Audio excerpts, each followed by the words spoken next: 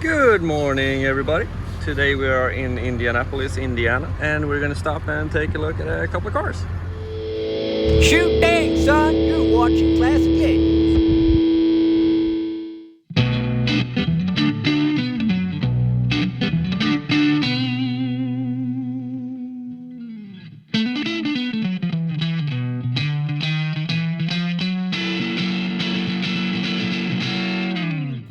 Here we are in Indiana and getting this cool 1960 Nomad from a guy named Mike. He just happened to have a couple more cars. Check it out. Time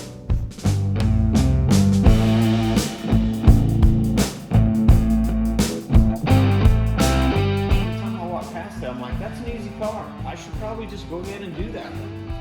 But then this came up, and underneath, this car was gorgeous.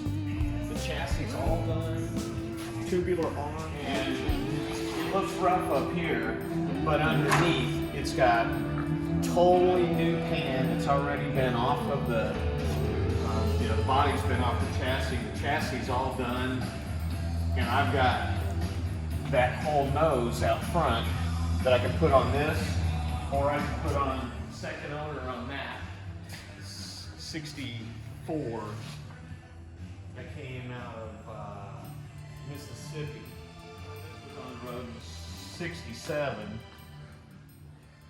10,000 mile car, but not stored well. That was in a dirt floor Quonset hut.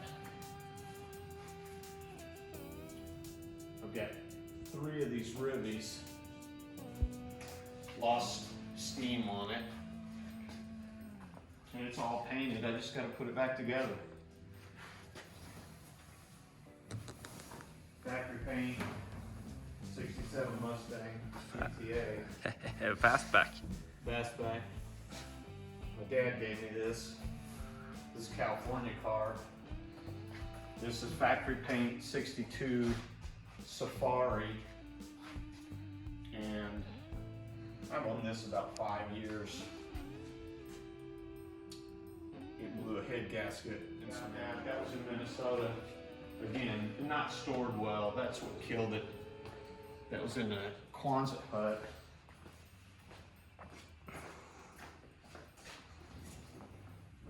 '62.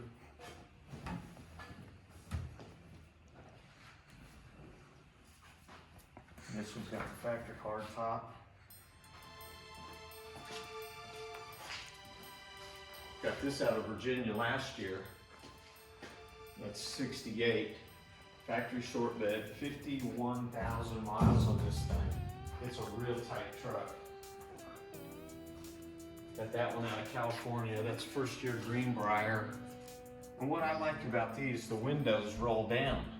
These all roll down, and you can see where people have had their arm hanging out. But that one is from California and not a bit of rust on it. It's got a new engine. This is one of my Power Tour cars. I did Power Tour 3 years in a row in this one. It's got a built 455. Interior is pretty nice. I had the steering wheel recast. And I think that's like the best part of it. I worked on this one for a couple of years before I actually got it out. But it's got working air conditioning. I mean, everything. This car is just easy. I had this one on Power Tour twice. It's a 62 country sedan. And that's a factory paint car out of Baton Rouge, Louisiana. I'm second owner on that one. And it's real nice. I've probably owned this 10 years. And I have everything to finish it. I did nail head, triple deuce, dual quad cam. And this one is on a custom frame. You know, it's got a deep Z. And I've just got to get back on it, but I have too many distractions. Oh, you know what? This is my Belvedere, 66. It's a rotisserie car. It's got a 400 in it. And here again, I've got everything but time to finish that up. I just got to put it back together. That's a running driving car. And that's my 63. And I got that one out of Kansas. So I try to buy original paint cars, and some of them, you know, they're just too far gone, and then I'll paint them. But if they're like this, that's got good patina, and so that one's getting 468. I got a big Pontiac stroker motor that I'm building for it. Which I didn't want a red one, didn't want a black one. You know, most of these were, I think they're more red ones than anything. Didn't want white.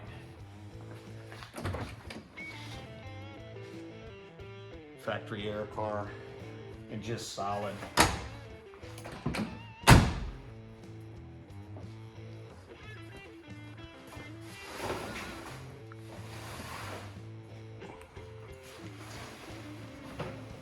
I had one of these when I was in college. When I was 23, I traded for a Corvette. And it was a bad move because the next guy kept the car for 28 years and sold it for $106,000.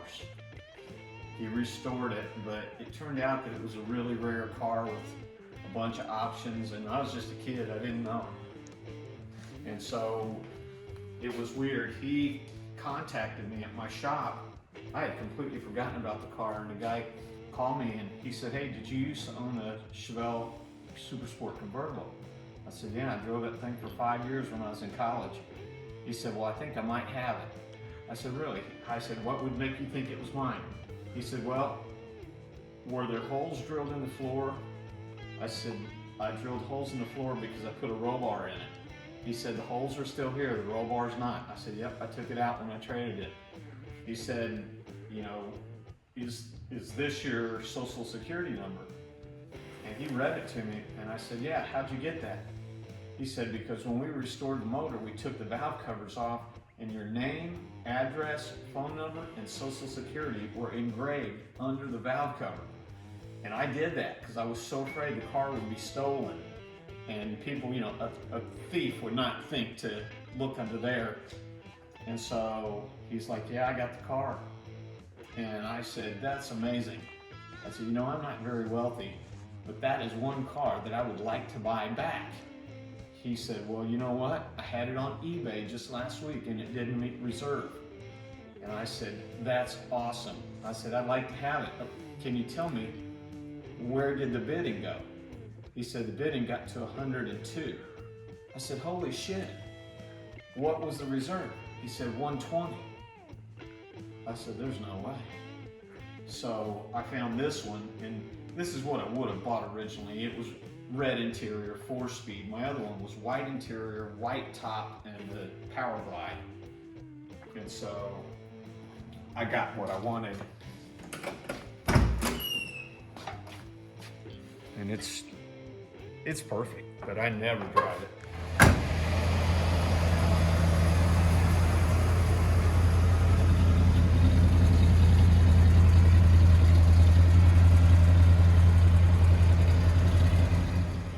Loaded up and good to go. We're saying thanks to Mike for showing his cool, neat car collection. On the way home, we're doing Ohio, West Virginia, Virginia, and then finally Maryland. And we're gonna stop and take a look at a couple of other things on the way. But in the meantime, check out these cool scenery pictures. See you next time.